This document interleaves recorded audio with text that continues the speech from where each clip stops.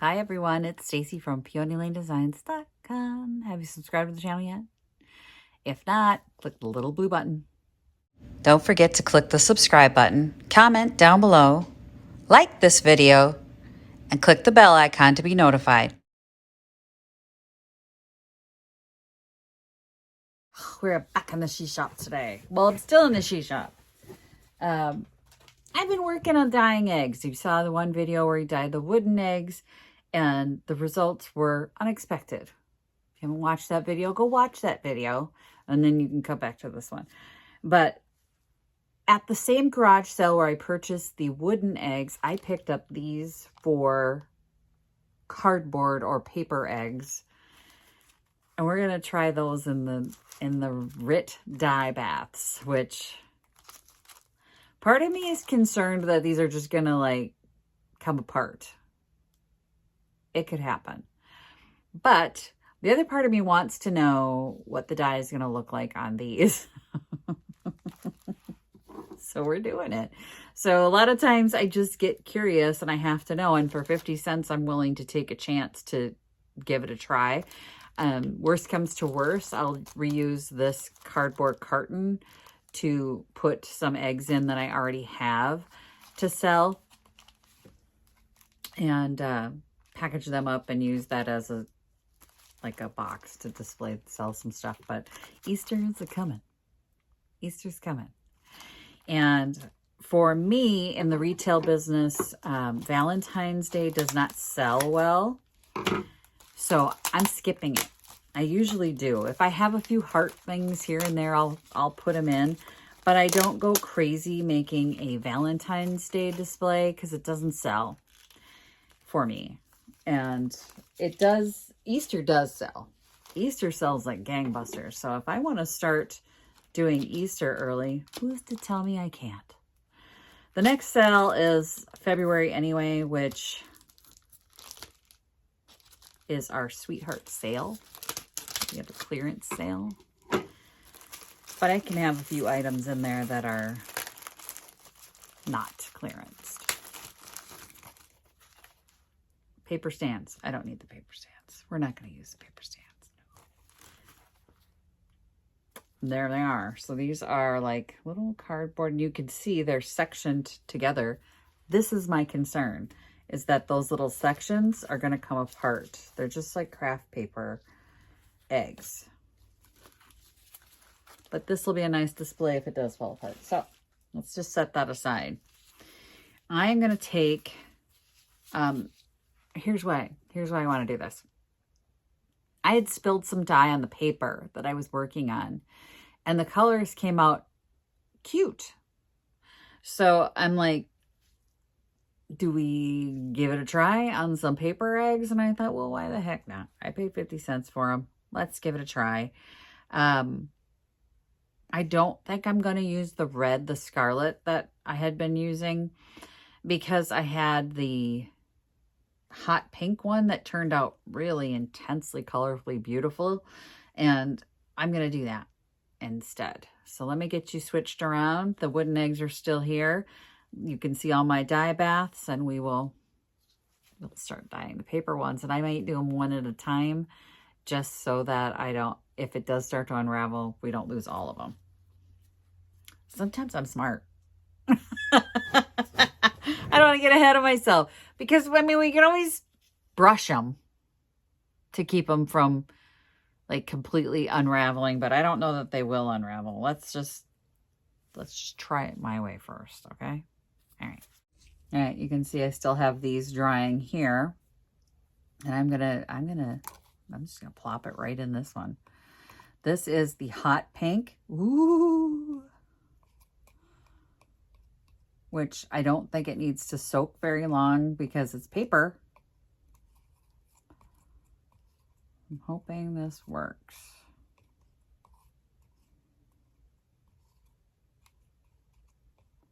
Problem with the paper, it floats. Oh, I think it's gonna be a little streaky. Let's get my rag. Just get that little guy out of there. Oh, this is so slimy. Ugh, ugh, ugh. This dye, whatever it is so thick and it's so slimy. Let's try that off.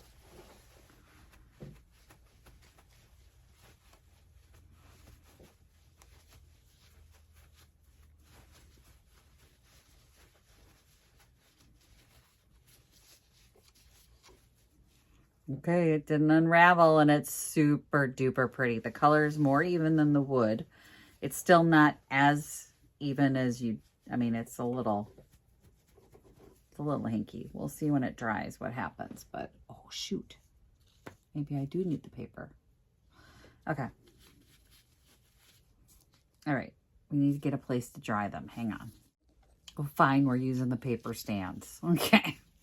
Let me just put these together. Oh, we're not going to use those. So you think. All right, 4 little paper stands. Okay. Now this is fuchsia. Fuchsia is nothing. Fuchsia, nothing's happening. Nothing's happening.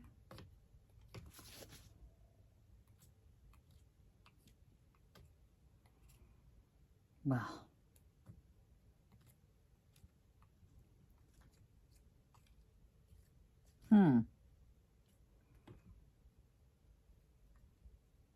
Hate that. Okay, well, that's weird.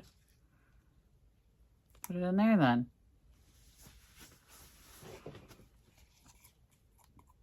I want some color on these bad boys this time. Let's try that blue. That blue.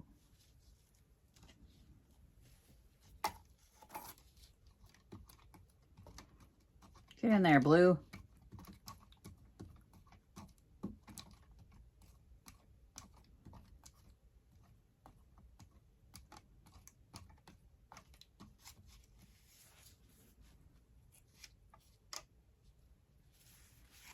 And the teal.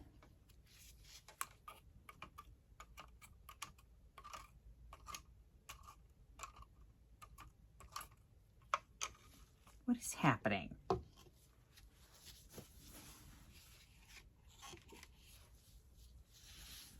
Oh no, it did soak in. There we go. Just needed a second on that one.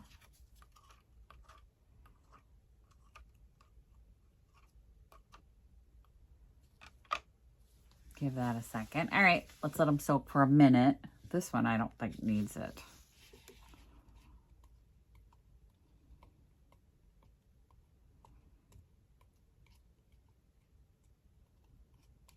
It's so slimy, I don't even want to touch it. It's so slimy.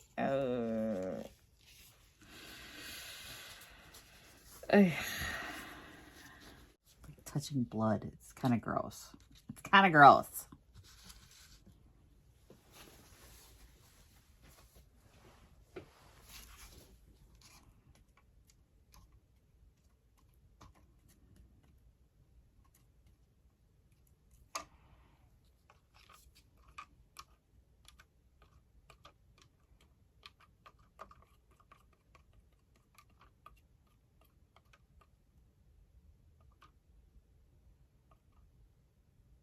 That's gonna be like a super light blue. And this is gonna be almost like a black. Which that would make sense. That's the color that I'm really seeing on the paper down here too.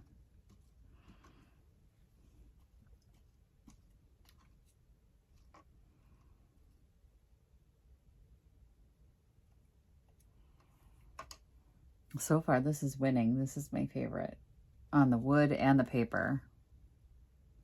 I just want to dye a bunch of them this color. Let me have to. We have to dye a bunch of eggs.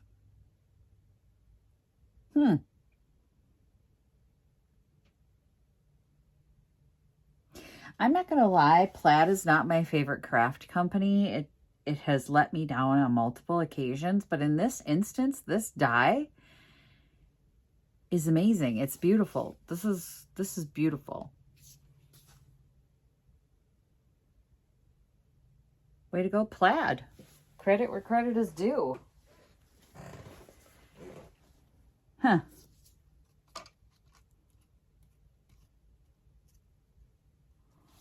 Get this out before it undoes itself here.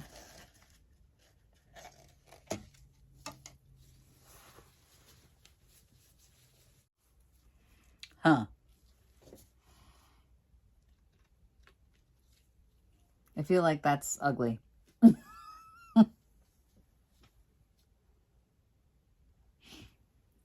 We're doing the whole 4.